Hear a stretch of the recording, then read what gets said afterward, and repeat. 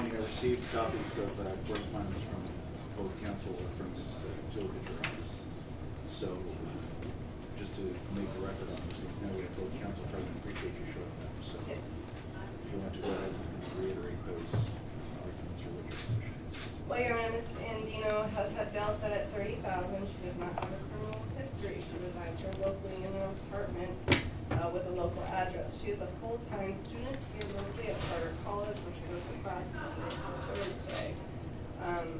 She is scheduled to graduate in May, so she is on a short track to get her school completed. She has a 5-month-old daughter. From my understanding, USHS has taken her daughter, and now she will be having to comply with USHS obligations if she were released. All of these things point to her coming back to court and complying with any court obligations. If she were to fail to do so at this point, she could be risking custody of her child, she could be risking $30,000, and she could be risking coming back into custody. Well, we set the bail amount, and the bail has been posted, so Correct. that part of the equation I think is fairly well satisfied. It's really the Mr. no contact Smith? and the juxtaposition of everything else that's going on. Well, As the court concerned. Mr. Presley talked to Craig Smith, who verified that Brandon Smith was outside the residence. Your Honor. Is that the father of Brandon Smith, right? Yes. Okay. You know, when we handle domestic violence cases regularly, we have an alleged victim and there's a no contact order. We cannot make a alleged victim come in and verify that they moved out of the residence. Mr. Presley has verified it through his father. Mr. Brandon Smith does have counsel, but is in contact with the prosecutor's office. My understanding, he is not in the residence. There's been threats of the residence. It's not somewhere that's very likely safe for Mr. Smith to be at anyways. Ms. Andino will be the only one living there unless she is able to get custody of her daughter back. And it will be her daughter. Furthermore, DSHS went and picked up the child from the father, and from my understanding through his counsel, it was not at the residence. He is not at the residence. So the state is well aware of where Mr. Smith is at, and is not at the Vancouver residence in the apartment. There will be a no contact provision of the supervised release if she fails in any way to comply with that, have contact with him or speak to him, then she has the remedies to bring her back into custody like any other case. I think this is just an issue where they're trying to bring Mr. Smith into court, and can't have any control of that. All she can do is control herself and make her promises to the court to appear at all court dates and comply with that. And there are many factors in regards to her lack of criminal history, the verification of her residence, that will show that she will be here, she will comply with court orders, and she will not have any contact with Mr. Smith. Thank you, Mr. Goodman. Thank you, Your Honor. Your Honor, the state's concern, obviously, is that right now and I disagree with the counsel's interpretation that there has been verification that Mr. Brandon Smith no longer lives at residence. There's been zero verification of that. We don't know where Mr. Smith is currently living. We don't have any information on that. What we do know is that that is his residence where he shares with the defendant here. Now, I disagree that this is should be treated as, well, it's not similar to a domestic violence case. If this were a domestic violence case, the charged defendant would not be allowed to go back to the residence that the victim is currently living in.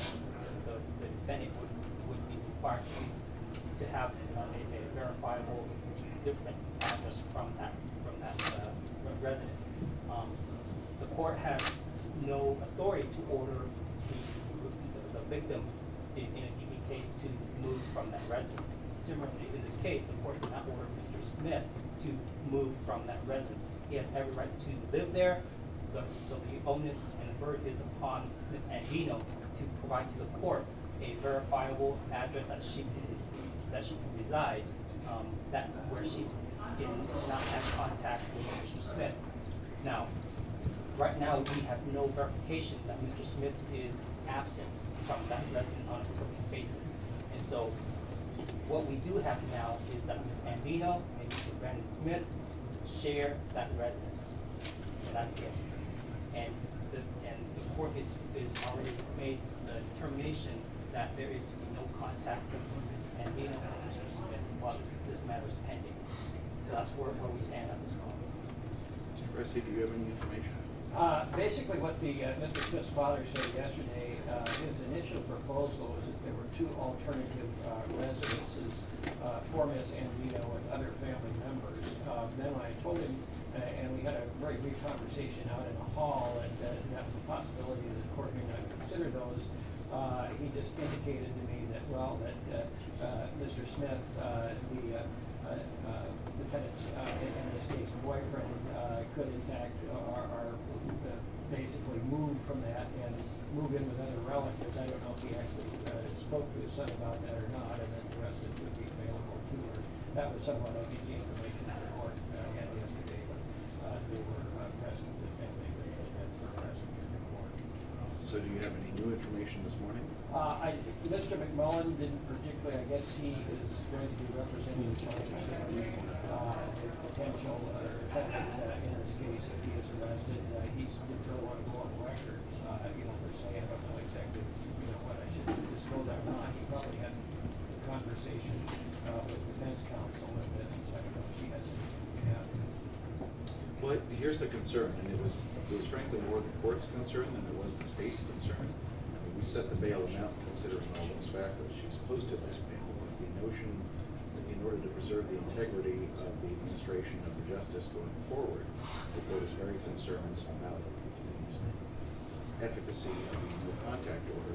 If the court doesn't have assurances that where she's going to is not so detrimentally commingled with the whole state of affairs that's going on. So it was my hope this morning that we would have some concrete assurance that could be provided to the court so that her release would not automatically invite running afoul of those no-contact provisions. And my concern is that as of this time, I have not yet been presented with those assurances. Well, my concern is I didn't realize, I don't think we realized that this was our issue.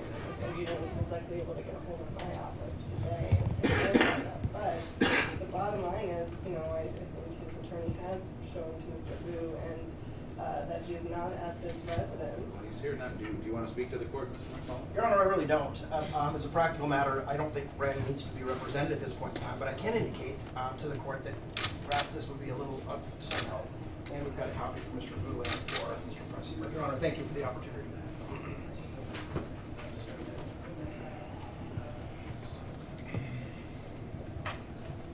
Okay, the court finds itself in the unique situation of having been handed an affidavit by counsel who is representing to the court that he's representing Mr. Brandon Smith, which reads as follows. I, Brandon Smith, being first duly sworn on oath, propose and say, I used to reside at 7609 Northeast Vancouver Mall Drive, apartment D27, Vancouver, Washington, 98662. I no longer live at the above stated address. I have a new residence and will not be returning to permanently live at 7609 Northeast Vancouver Mall Drive, apartment D27, Vancouver, Washington. Date, which is yesterday, doesn't say what time, but it's dated yesterday. Your Honor, with this affidavit, it looks like it has been notarized by a public notary, and it does appear that there is a signature on it that says Brandon C. Smith. So with this, You're satisfied that it is evidentiarily proper? Sufficient. Yes, Your Honor. I still have concerns, obviously, but it appears to meet at least the threshold that we're looking for in terms of any verification or assurances that Mr. Smith will not be returning to the residence, that Ms. Andino is anticipating on returning to. So. All right, thank you. Certainly the primary indication in considering the release conditions was the amount of bail. Bail has been posted. This court, again, intends to preserve by the strongest form of order the integrity of the process going forward. We've had 2 fatalities here in Park County. This court will not take lightly interference with the administration of justice when it comes to the processing of whatever liabilities may ensue therefrom. That being the case, Ms. Andino, I'm going to allow you to be released because of the presentation of the affidavit of Brandon Smith. I'll caution you, ma'am, and your attorney can advise you that you're putting yourself at some risk by being released under these circumstances with the no contact order in place. Violation of any of the provisions of your release order will be taken very seriously by this court and may result in your release being revoked and be brought back into custody.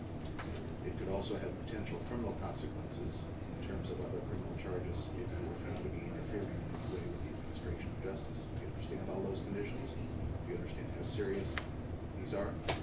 Okay. In that case, do we have a proposed release order? Yeah, I think the court, it looks like it's, the court already signed the order yesterday. I did change the date since the day is the 29th. The defendant is getting the phone number. You do understand you have to report to the home police inspections office. You get his age, phone card. Yes, I don't think the court wants to sign it again or. Let me just correct the date on that. I already corrected the date. Oh, okay. Let me review it just to be sure.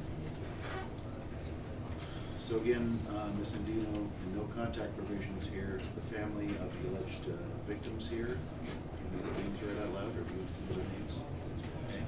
Also, no contact with Linda Diane Smith, Brandon Smith. And these provisions apply to any contact in person, by phone, third parties, indirect, electronic, any sort of contact whatsoever. Again, your attorney explained to you in breath that this order should not be understated. Do you understand that? Okay, the date's been corrected to January 29th. And her next court date for her date is indicated on the order. Is it February 17th? 1:30 p.m. That's correct.